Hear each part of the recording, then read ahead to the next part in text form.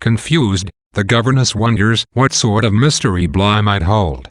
Meeting Mrs. Groves at the house, she points to the evening's beauty as her reason for staying out so late.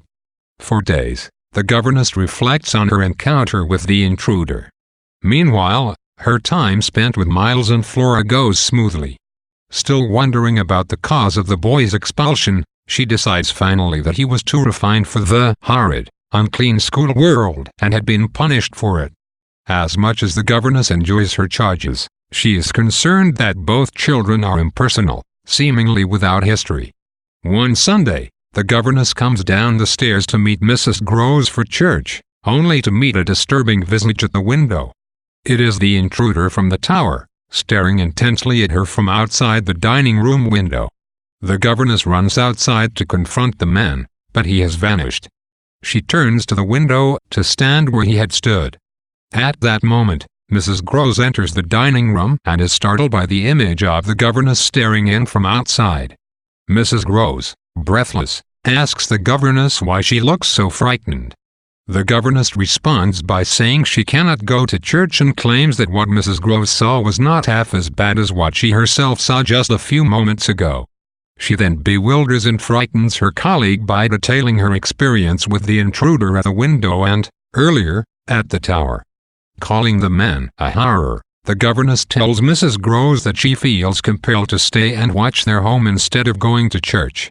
Mrs. Groves asks what the man looked like, and the governess describes him as without a hat, with very red hair and a pale face. Mrs. Groves suddenly makes an expression of recognition and names the intruder as Peter Quinn, her employer's former valet. At the governess's questioning, Mrs. Groves reveals that Quint was in charge of Bly last year until his death. The governess's first thoughts after seeing Peter Quint are to compare her situation to the plots of two popular Gothic novels with romantic heroines, Anne Radcliffe's The Mysteries of Udolpho and Charlotte Bronte's Jane Eyre, the latter about a governess who marries her employer, which we know to be this governess's fantasy. However, the effect of these references is not to make the governess's story seem more like those novels, but just the opposite.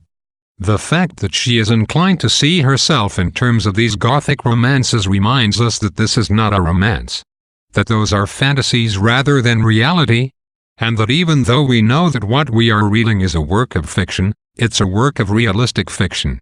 The governess's second sighting of Peter Quinn, as he stares in through the window, differs from the first in that it is slightly more subjective.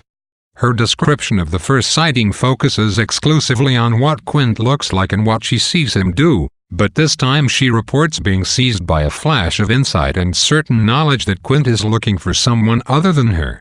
This difference is important because the governess's claims about the ghosts become increasingly more subjective as the story goes on.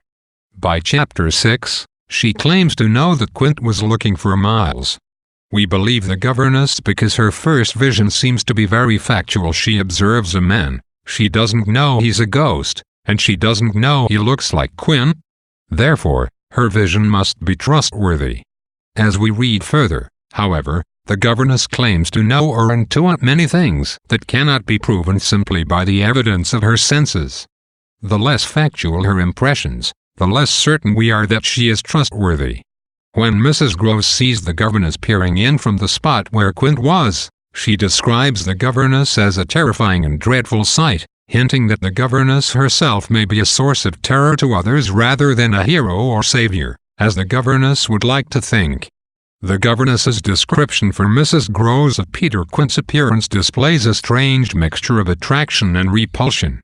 Even if we feel sure that Quint is a real ghost and not a product of the governess's mind, we may still get the sense that the governess's perceptions about Quint are not purely insightful and that, to a certain extent, the governess projects her own desires and fears onto him. Quint is clearly a foil for the absent master, similarly attractive, and at one time the master's proxy at Bly, but emphatically not a gentleman like the master.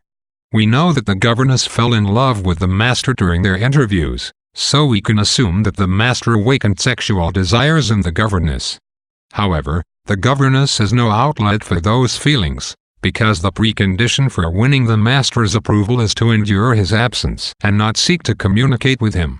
She describes Quint as tall, active, erect and remarkably handsome, making it clear that she finds him attractive, but she also perceives him as aggressive and terrifying. We might infer that her frustrated desire for the master is what prompts her to see Quint as a sexual substitute, as someone who is attractive but, unlike the master, available. However, Quint's sexual availability is also terrifying, because the social consequences of sex with a man like him would be so destructive. The governess's fear of Quint's sexuality, or her fear of her own desire for him, seems to manifest itself as a contempt for his status as a servant, and throughout the story she dwells on the dangers and evils of his lower class, servile, ungentlemanly condition.